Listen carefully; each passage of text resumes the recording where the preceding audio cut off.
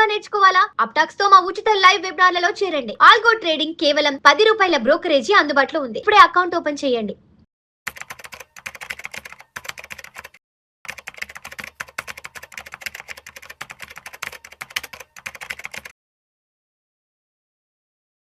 Suman TV ప్రేక్షకులకు స్వాగతం. నేను doctor Anil Kumar Bachchu, certified financial ప్లానర్‌ని, మ్యూచువల్ ఫండ్ డిస్ట్రిబ్యూటర్‌ని కూడా.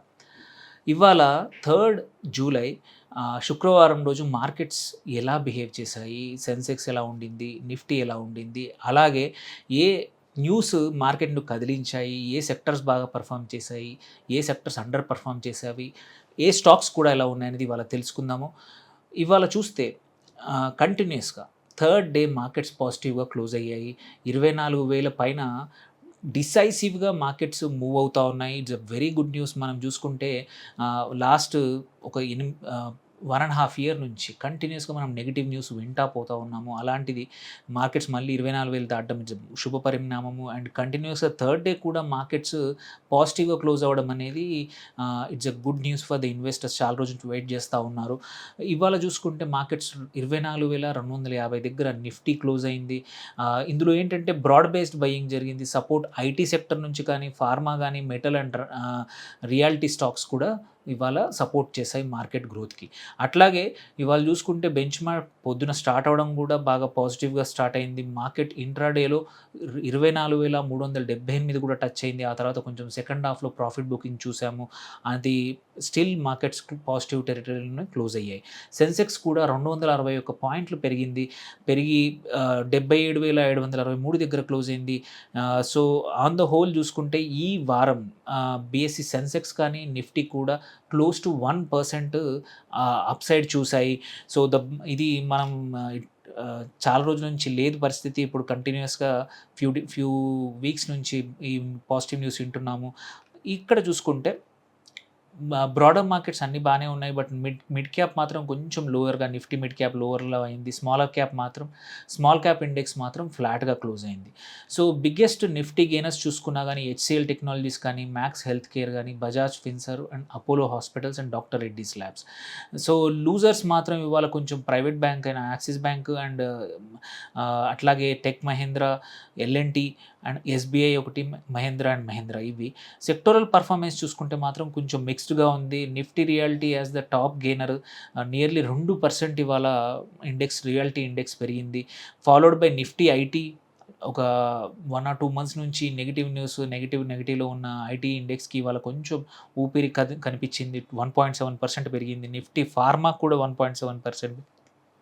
నిఫ్టీ మెటల్ కూడా 0.7%. డౌన్ సైడ్ చూసుకుంటే మాత్రం పిఎస్యు బ్యాంక్స్ ఇవాళ వెనకాల 1.5% ఇండెక్స్ పడిపోయింది. Especially one of the bank ఏంటి నియర్లీ 5,700 కోట్ల కేసు సెటిల్ చేసింది అనే ఉద్దేశం, అదొక నెగిటివ్‌గా వర్కౌట్ చేసింది పిఎస్యు బ్యాంక్స్‌కి.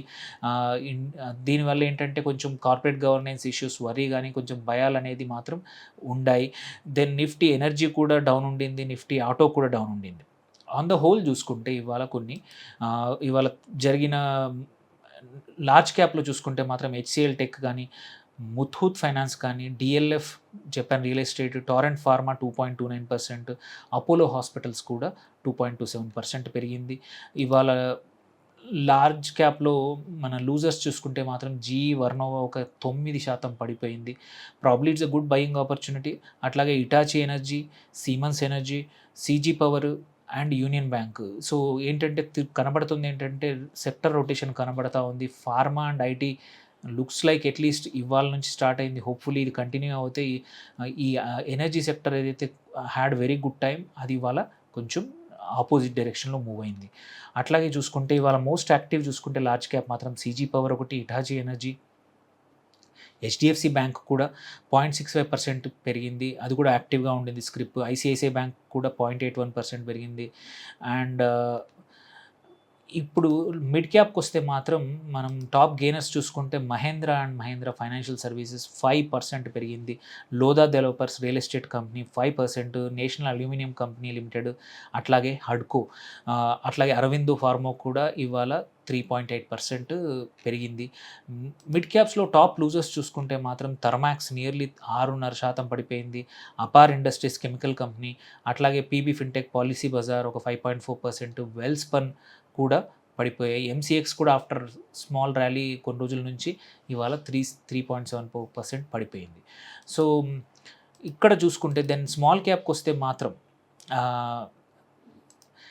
టాప్ గేమర్ మాత్రం స్పెక్ట్రమ్ ఫుడ్స్ లిమిటెడ్ ఒక 20%, KPT industries, LG rubber company కూడా 20% అప్పర్ సర్క్యూట్లో హిట్ అయింది.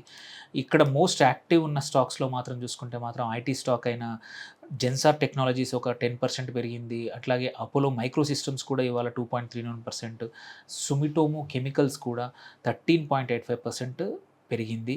And on the whole markets ఏంటంటే మన క్రూడ్ ఆయిల్ ప్రైజెస్ని క్లోజ్గా ఫాలో అవుతున్నాయి.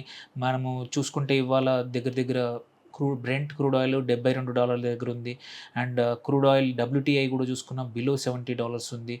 ఈ క్రూడ్ ఆయిల్ ఇంకొక $10-15 పడిపోతే మాత్రం మార్కెట్స్లో ఇంకా మంచి ర్యాలీ ఉండి 24,250 నుంచి నెక్స్ట్ వీక్ 25,000 వరకు డిసైసివ్గా మూవ్ అయ్యే అవకాశాలు ఉన్నాయి. అండ్ ఇవాళ గోల్డ్ చూసుకున్నా సరే, సిల్వర్ గోల్డ్ కూడా చూసుకున్న పరిస్థితి ఇవాళ నిన్నట్లాగానే గోల్డ్ ఇవాళ ఒక 1.5% పెరిగింది. సిల్వర్ కూడా 3% పెరిగింది ఇంటర్నేషనల్ మార్కెట్స్లో. సో అటు క్రూడ్ పడిపోయినప్పుడు gold and silver usually there is a high chance that they recover.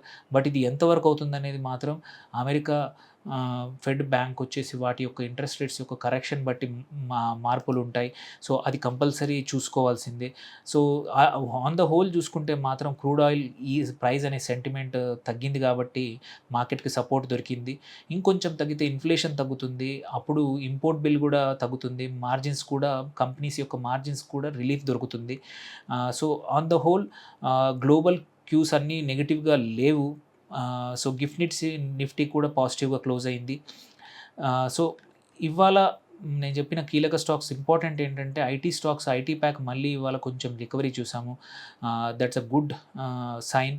ఎందుకంటే మన లార్జ్ క్యాప్ సెన్సెక్స్లో కానీ మన నిఫ్టీలో కానీ దే ఆర్ మెయిన్ కాంపోనెంట్స్. వాటి performance determines total index performance. అట్లాగే ఇన్వెస్టర్స్కి ఏంటంటే షార్ట్ టర్మ్ ట్రేడింగ్ ఆపర్చునిటీస్ మాత్రం చాలా కనబడతా ఉన్నాయి. చాలా సెక్టార్స్లో మూమెంటం కనబడతా ఉంది స్టాక్స్లో కూడా. సో కాకపోతే ఇప్పుడు ఏంటంటే బ్లైండ్గా మాత్రం చేస్ చేయకండి. ఇట్లా మల్టిపుల్ డేస్ పాజిటివ్ వచ్చినప్పుడు ఫండమెంటల్గా స్ట్రాంగ్ లేని కంపెనీలు, క్వాలిటీ లేని కంపెనీలు కూడా పర్ఫామ్ చేసే పైకి వచ్చే అవకాశం ఉంది. వాటిలో ఏమంటారు ట్రాప్ మాత్రం గురి కావద్దు అనేది మాత్రం ఇన్వెస్టర్లకి ఒక హెచ్చరిక. దాంతోపాటు ఇక్కడ క్వాలిటీ యాక్షన్ అనేది మాత్రం క్వాలిటీ అనేది very important. So monsoon uncertainty అనేది పోలేదు, ఇంకా వర్షాలు అనేది ప్రాపర్గా పడట్లేదు, మాన్సూన్స్ కరెక్ట్గా స్ప్రెడ్ అవ్వలేదు. ఇది ఒక మేజర్ రిస్క్. సో దీనివల్ల ఏంటంటే rural demand, agri business stocks కానీ ఎఫ్ఎంసీజీ సెంటిమెంట్ మీద కూడా కొంచెం ఇబ్బంది జరగచ్చు. వాటి మీద పెద్ద పొజిషన్స్ తీసుకోవడం మాత్రం కొంచెం రిస్క్తో కూడుకున్న పని. క్రూడ్ ఆయిల్ ప్రైస్ తగ్గింది కాబట్టి ఆయిల్ మార్కెటింగ్ కంపెనీస్ కానీ, rupee and FIs daily flow కొంచెం మారింది.